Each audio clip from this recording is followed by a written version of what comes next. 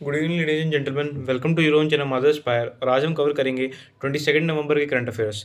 तो चलते हैं अपने पहले करंट अफेयर के साथ। हमारा पहला करंट अफेयर है, world toilet day is celebrated on 19 नवंबर। अच्छा, अब हमें पता होना चाहिए कि वर्ल्ड टॉयलेट डे कब मनाया जाता है। जो वर्ल्ड टॉयलेट डे है ये मनाया जाता है 19 नवंबर, और इस साल मनाया जाएगा ये 19 नवंबर 2025 को। हर साल 19 नवंबर को मनाया जाता है, ठीक है। तो मेन बात क्या है? मेन बात ये है कि जो हमारी गवर्नमेंट है उसने एक चीज़ लॉन्च की है जिसको हम बोलते, इसका उन्होंने नाम रखा है हमारा शौचालय हमारा भविष्य। ये इन्होंने प्रोग्राम लॉन्च किया है, हमारा शौचालय हमारा भविष्य, ताकि ये स्ट्रेंथन कर सकें रूरल सैनिटेशन को। अब रूरल सैनिटेशन का क्या मतलब है? रूरल सैनिटेशन का मतलब है कि जितना भी ग्रामीण इलाका है वहाँ से यहाँ वहाँ पर जितनी वॉशरूम्स की और बाथरूम्स की क्वांटिटी है वो बहुत ज़्यादा कम है, तो उसको बढ़ाया जा सके ताकि लोग डिसीजेज में ना फंसें, ताकि लोगों को डिसीज ना हो, वो अपनी सैनिटेशन का ध्यान अच्छे से रख सकें, ठीक है। और जिसके कारण देश की साफ़ सफाई भी बनी रहे, इन्वायरमेंट भी क्लीन रहे, ठीक है। क्योंकि लोग वॉशरूम का यूज़ करेंगे तभी इन्वायरमेंट क्लीन रहेगा ना। तो अगर हम बात की जाए, ये जो हमारा शौचालय हमारा भविष्य, ये किसके द्वारा लॉन्च किया गया है? ये लॉन्च किया गया बाय मिनिस्ट्री ऑफ जल शक्ति, ठीक है। अब हम चलेंगे अपनी सेकंड न्यूज़ पे। हमारी सेकंड न्यूज़ है, डिफेंस आत्मनिर्भरता record production and exports. Defence आत्मनिर्भरता का क्या मतलब है? डिफेंस आत्मनिर्भरता का मतलब है कि हमारी जो इंडियन डिफेंस टीम है, इंडियन जो डिफेंस प्रोडक्शन टीम है, वो क्या करती है, हमें इंडिया की जो गवर्नमेंट है वो चाहती है कि हमारी ये जो डिफेंस है, ये हम अपना जितना भी सारा सामान है, इक्विपमेंट्स है, जितना भी मटेरियल है, वो हम खुद बनाएं, इंडिजीनियसली बनाएं। इंडिजीनियसली का क्या मतलब है? इंडिजीनियसली का मतलब है कि सारा सामान खुद बनाया जाए इंडिया की गवर्नमेंट के द्वारा, खुद ही, ठीक है। तो इसी में अगर हम बात करें तो फाइनेंशियल ईयर 2024-2025 में इंडिया ने अराउंड 1.54 लाख करोड़ का डिफेंस प्रोडक्शन किया, ठीक है। अगर हम वही बात करी जाए 2014 टू 2015 फाइनेंशियल ईयर की, तब इंडिया ने अराउंड 46,429 करोड़ का किया था। तो इससे कितना ड्रास्टिक चेंज आया कि इंडिया ने कितना ज़्यादा इंप्रूव किया। तो इससे हमें ये पता लगता है कि हम अपनी डिफेंस की आत्मनिर्भरता पर काम कर रहे हैं, हम इंडिजिनियसली वेपन्स बना रहे हैं। अगर हम बात करें डिफेंस एक्सपोर्ट की, तो हमने अराउंड ₹23,622 करोड़ किया है फाइनेंशियल ईयर 2024-2025 में। और वहीं बात करें 2014 टू 2015 के ईयर में, तो अराउंड ओनली 1,000 करोड़ हमने सिर्फ डिफेंस का एक्सपोर्ट किया था। अब इसमें एक्सपोर्ट का मतलब है कि जो सामान हमने इंडिया में बनाया और बाहर की कंट्रीज़ को बेचा, ठीक है। तो हम मेनली क्या बेचा? हमने मेन एक चीज़ बेची, हमारी मिसाइल। कौन सी missile? BrahMos missile. BrahMos missile हमने बेची फिलीपींस को। अभी हमारी बात चल रही है इंडोनेशिया और वियतनाम के साथ कि वो भी हमारी फिलीपींस मिसाइल को ले सकते हैं। तो ऐसा हुआ कैसे? तो हम डिफेंस में आत्मनिर्भर कैसे बनना शुरू हुए? तो ये हुआ एमएसएमईज़ की वजह से। एमएसएमईज़ होती हैं मीडियम स्मॉल एंटरप्राइजेज़। इसका मतलब है कि जैसे जो छोटी-छोटी कंपनीज़ होती हैं वो आपस में मिलके इन डिफेंस इक्विपमेंट्स को बनाने में जो हेल्प करती हैं, उसी को हम एमएसएमईज़ बोलते हैं, ठीक है। तो अराउंड 16,000 न्यू एमएसएमईज़ बनी जिसने डिफेंस प्रोडक्शन में हेल्प की, ठीक है। तो हम चलेंगे अपनी थर्ड न्यूज़ पे। हमारी थर्ड न्यूज़ है, इन अ फर्स्ट इंडियन बोर्न चीता मुखी गिव्स बर्थ टू 5 कब्स। अब हमें पता होना चाहिए कि इंडिया में 1982 और 1932 से 1982 के बीच में ना बहुत ज़्यादा ऐसा हो गया था कि इंडिया में चीता से बहुत ज़्यादा कम होने लग गए थे। तो इस टाइम पे अब प्रेजेंटली बात की जाए तो इंडिया में चीता जो है वो इंडेंजर्ड कैटेगरी में आ गए हैं, ठीक है। अब इंडिया में जो चीताज़ है वो इंडेंजर्ड कैटेगरी में आ गए हैं। तो इससे हमें क्या पता चलता है? इससे हमें पता चलता है कि इंडिया में जो चीताज़ इंडेंजर्ड कैटेगरी में, उनको कैसे वापस लाया जाए। तो इंडिया ने क्या किया? इंडिया ने 3 कंट्रीज़ से चीताज़ मँगाए। एक है नमीबिया, एक है साउथ अफ्रीका और एक है बोट्सवाना। यहाँ से चीताज़ मँगाए कहाँ पर? कुन्नू नेशनल पार्क में। कुन्नू नेशनल पार्क कहाँ पे है? मध्य प्रदेश में। तो अब बात करी जाए न्यूज़ की। न्यूज़ में क्या है कि एक इंडियन बोर्न चीता है। इंडियन बोर्न चीता मतलब कि इंडिया का ही चीता है, ठीक है। तो उसका नाम है मुखी, उसने बर्थ लिया है 5 कब्स को। अब हमें ये भी पता होना चाहिए इसके साथ-साथ कि जो इंडिया में चीता कम क्यों होने लग गए? इंडिया में चीता इसलिए कम होने लग पड़े क्योंकि इंडिया में लोगों ने ध्यान नहीं दिया चीता पे। पहली बात ध्यान नहीं दिया, दूसरी बात एनवायरनमेंट उतना अच्छा नहीं दिया। अगर एनवायरनमेंट अच्छा दिया होता तो इंडिया में चीता ग्रो कर सकते थे, ज़्यादा उनकी अमाउंट हो सकता है। लेकिन अभी बहुत कम अमाउंट रह गया, जिसकी वजह से हमें जो चीताज़ हैं वो बाहर से मँगाने पड़ रहे हैं, जैसे कि नमीबिया, साउथ अफ्रीका और बोट्सवाना से, ठीक है। तो ये सारे चीताज़ हमारे कहाँ आए हैं? ये हमारे आए हैं कुन्नू नेशनल पार्क में। और कुन्नू नेशनल पार्क में एक इंडियन बोर्न चीता जिसका नाम मुखी है, फीमेल चीता है ये। इन्होंने बर्थ लिया है 5 कब्स को, ठीक है। तो अगर बात की जाए तो अराउंड कितने टोटल चीता हो गए हैं? अराउंड 32 टोटल चीता हो गए हैं, जिसमें से 21 जो है इंडियन बोर्न चीताज़ हैं, ठीक है। अब हम चलेंगे अपनी फोर्थ न्यूज़ पे। हमारी फोर्थ न्यूज़ है, बहुत ज़्यादा बुरी खबर। ये है कि Indian air force Tejas crashes at Dubai air show, pilot dead. अच्छा, अब हमें पता होना चाहिए कि ये हुआ क्या है दुबई एयर शो में। दुबई एयर शो में जो हमारा एक तेजस MK1 है, फाइटर पायलट है, फाइटर जेट है, उसके उसमें जो उसको चलाते थे स्क्वाड्रन लीडर नमन सयाल, जो कि कांगड़ा हिमाचल प्रदेश से बिलोंग करते थे, उनकी डेथ हो गई है। अब ऐसा हुआ क्यों? अब न्यूज़ की मानी जाए तो ऐसा बोल रहे हैं कि जैसे जब प्लेन, जो ये दुबई एयर शो था, इसमें स्टंट्स परफॉर्म करने थे। ये जो स्टंट्स परफॉर्म करने थे, इसमें जो पायलट है वो एक बार उन्होंने स्टार्ट किया, लेओवर से स्टार्ट किया, लेफ्ट से स्टार्ट किया, फिर उसके बाद उनको नीचे आके फिर ऊपर जाना था। जब वो नीचे आ रहे थे तो एक सर्टेन हाइट के बाद उनको फिर ऊपर जाना था, लेकिन उनसे वो बैलेंस नहीं हुआ और वो उसको ऊपर नहीं उठा पाए। अब इसमें सोचने की बात ये है, एक ऐसा पायलट जिसको जिसको जब से वो ट्रेनिंग कर रहा है उसको यही सिखाया जा रहा है कि क्या करना है आपको, कैसे आपको चलाना है। और इसमें ये भी बताया जा रहा है कि इसमें जो हमारा जो फाइटर जेट है उसकी कोई गलती नहीं है, वो बिल्कुल सही काम कर रहा था। बट ये कंट्रोल ही स्क्वाड्रन लीडर नमन सयाल से नहीं हुआ। अब अगर हम बात करी जाए कि अगर इनसे कैसे नहीं हो सकता, अब इनको ट्रेनिंग की से बात की जाती है तो इनसे कैसे नहीं हुआ, अब ये थोड़ी सोचने वाली बात है। इसका जवाब तो अभी किसी ने नहीं दिया, ये खुद सोचने वाली बात है।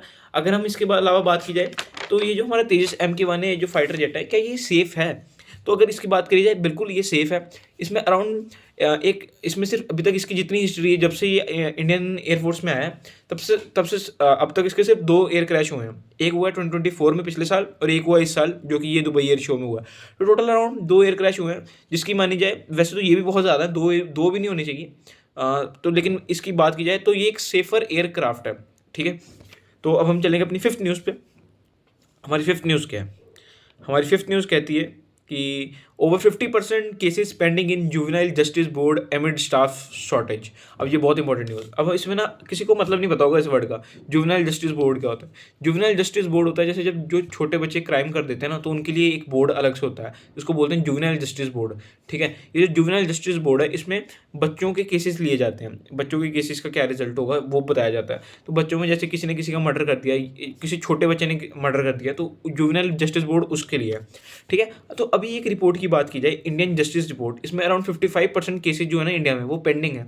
आउट ऑफ 100 55% केसेस पेंडिंग है जुवेनाइल जस्टिस बोर्ड के, ठीक है। अगर बात की जाए तो कितने जस्टिस बोर्ड है, कितने जुवेनाइल जस्टिस बोर्ड है पूरी इंडिया की बात की जाए तो 362 जुवेनाइल जस्टिस बोर्ड है, जिसमें से 92% जो जुवेनाइल जस्टिस बोर्ड है उनमें केसेस पेंडिंग ही चल रहे हैं। अब 92% केसेस, ऐसे 55 to 92% केसेस क्यों पेंडिंग चल रहे हैं? अब मेन बात ये इसलिए पेंडिंग चल रहे हैं क्योंकि स्टाफ की शॉर्टेज का बताया जा रहा है। अब स्टाफ की शॉर्टेज अगर सोचा जाए, अगर स्टाफ की शॉर्टेज होगी, अगर स्टाफ ही नहीं होगा तो फिर इनका रिजल्ट कैसे निकलेगा? ये जो जुवेनाइल जस्टिस बोर्ड में जो रिजल्ट है वो कैसे निकलेगा? इनको क्या, जो बच्चे हैं उनको क्या, उनका क्या फ्यूचर होगा, ठीक है।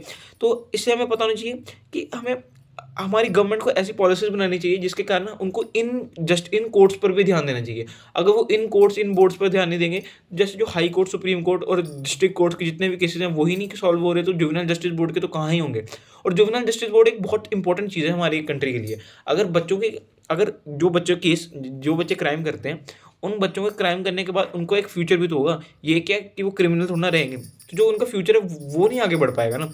तो इस बारे में हमें पता होना चाहिए। ये थी हमारी 5th न्यूज़। अब हम चलेंगे अपनी 6th न्यूज़ पे।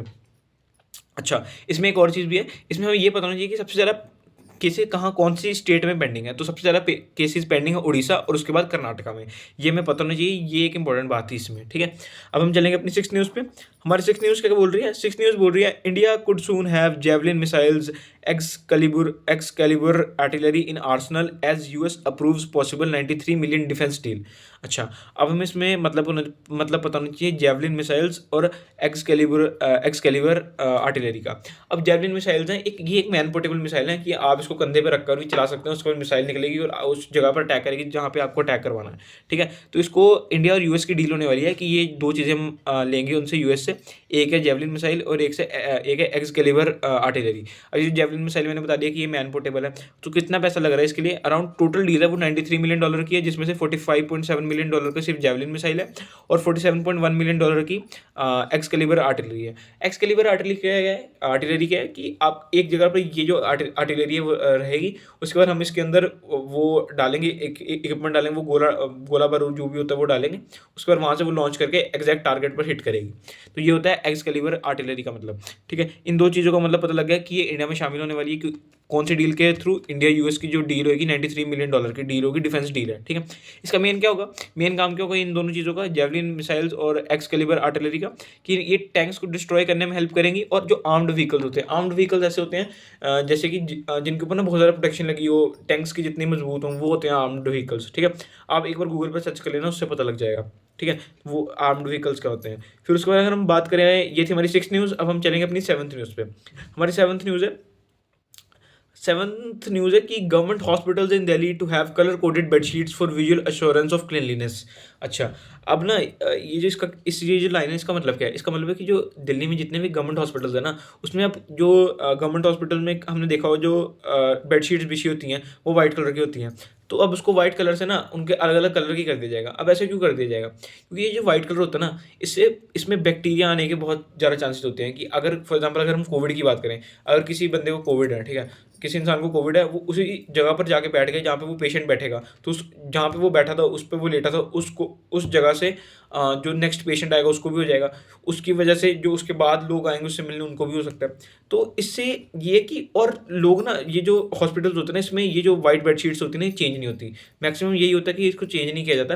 तो इसलिए अब दिल्ली गवर्नमेंट ने क्या किया, दिल्ली गवर्नमेंट ने एक नया इनिशिएटिव लिया जिसके कारण वो कलर कोडेड बेडशीट्स लेके आएँगे। जैसे फॉर एग्ज़ाम्पल मंडे के लिए कोई एक बेडशीट, उसके लिए नेक्स्ट डे कलर चेंज, इससे ना रोज़ बेडशीट्स चेंज होती रहेंगी, जिसके कारण इन सब चीज़ों का इन सब जो बीमारी है इनसे बचा जा सकता है, ठीक है? तो इससे विजुअल एश्योरेंस ऑफ क्लीनलीनेस का पता लगेगा हमें, विजुअल एश्योरेंस ऑफ क्लीनलीनेस की साफ-सफाई बढ़िया रहेगी, ठीक है? कि हर रोज़ बेडशीट चेंज होगी, जैसे गवर्नमेंट हॉस्पिटल्स में होता है कि रोज़ एक ही व्हाइट बेडशीट बिछा दी जाती है जिसका कलर सेम होता है, उसके कारण बीमारियाँ बढ़ने के ज़्यादा चांस होते हैं। और ये जो दिल्ली ने इनिशिएटिव लिया है ये बहुत अच्छा इनिशिएटिव है, जिसके द्वारा ये जो डिसीज़ेज़ हैं ये कम से कम होंगी, ठीक है? अब हम चलेंगे आज की सबसे इंपॉर्टेंट न्यूज़ पे, जो हमारी आज की लास्ट न्यूज़ भी है। आज की लास्ट न्यूज़ क्या बोल रही है? Courts cannot fix timeline for president government to act on bills passed by assembly, supreme court. अच्छा, अब हमारा एक ही रूल है कि जैसे 2 चीज़ हमें पता होनी चाहिए, एक गवर्नर और एक प्रेसिडेंट, ठीक है? अब ये जो गवर्नर और प्रेसिडेंट है, अब कोई सरकार जैसे स्टेट गवर्नमेंट है, वो एक बिल है, उसको पास करने के लिए क्या करती है, जो स्टेट गवर्नमेंट एक बिल बनाती है, उसके बाद बिल को पास करने के लिए उसको गवर्नर को भेजा जाता है स्टेट के लिए, और अगर सेंट्रल गवर्नमेंट कोई बिल बनाती है उसको भेजा जाता है प्रेसिडेंट को। तो ऐसे ही फॉर एग्जांपल हमने ले लिया कि स्टेट गवर्नमेंट ने एक बिल बनाया कि जो फीमेल की एजेस है, जो फीमेल की मैरिज की एज है उसको 18 टू 21 कर दिया जाए। तो ये बिल बढ़िया बिल है, स्टेट गवर्नमेंट ने अपने हिसाब से सोचा। अब वो स्टेट गवर्नमेंट ने ये बिल भेजे जाके गवर्नर को। अब गवर्नर क्या करते हैं ना, ये इसको बहुत ज़्यादा टाइम के लिए अपने पास रख लेते हैं, जिसकी वजह से टाइम बढ़ता रहता है और उसका ये बिल कभी पास ही नहीं हो पाता।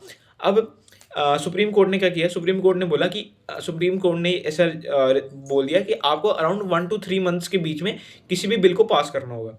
अब जैसे गवर्नर के पास बिल चला गया ना, उसके पास भी 3 ऑप्शन होते हैं। वो 3 ऑप्शन क्या है कि वो बिल को पास कर दे, वो बिल को अपने पास ही रख ले, विदहोल्ड कर ले, और तीसरा ऑप्शन है कि वो फिर से स्टेट गवर्नमेंट को वापस भेज दे कि आप इसको रिकंसिडर करें। सेम होता है प्रेसिडेंट के साथ, वो सेंट्रल गवर्नमेंट को वापस कर लेगा, अपने पास ही रख लेगा या फिर उसको पास कर देगा।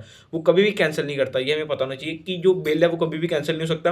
वो सिर्फ उसको आप उसको हाँ बोल सकते हो, इसके अलावा आप उसको विदहोल्ड कर सकते हो, मतलब उसको अपने पास ही रख लिया, उसको कुछ रिजल्ट नहीं दिया, या फिर उसको रिकंसिडर करने के लिए आप फिर से गवर्नमेंट को वापस भेज देते हो, ठीक है? ये 3 चीज़ें होती हैं, उसको कभी भी कैंसिल नहीं किया जाता।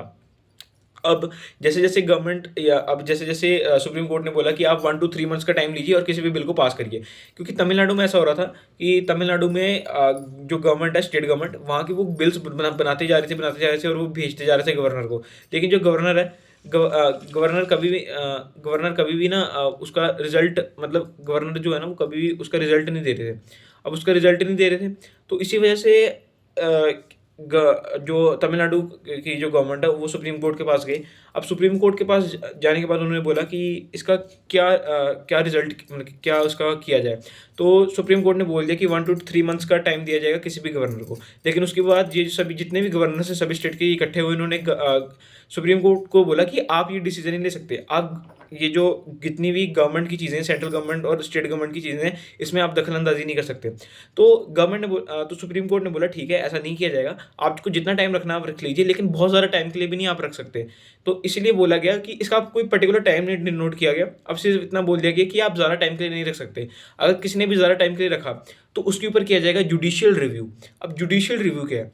जुडिशियल रिव्यू है कि जुडिशियल रिव्यू का मतलब है कि सरकार, जो सुप्रीम कोर्ट है वो चेक करेगी क्या इसने सही चीज़ के लिए अपने पास रखा है, बिल अपने पास रख लिया गवर्नर ने या प्रेसिडेंट ने, या फिर बहुत ज़्यादा टाइम के लिए रख लिया। क्योंकि जो आर्टिकल 361 है ना, आर्टिकल 361 में एक चीज़ आती है, immunity to governor, immunity to governor and president. इसमें क्या है कि जो हम कोई भी हम अगर जैसे फॉर एग्जांपल ये भी एक अपराध ही है एक हिसाब का कि आप बहुत ज़्यादा टाइम के लिए अपने पास बिल रख लेते हैं। अब ये जो बिल रखना है इससे गवर्नमेंट जो सरकार है उसका ग्रोथ नहीं हो रही, जो लोग हैं उनकी ग्रोथ नहीं हो रही, तो उसकी वजह से लोगों का बहुत ज़्यादा टाइम का नुकसान होता है, टाइम कंज्यूमिंग थिंग है ना।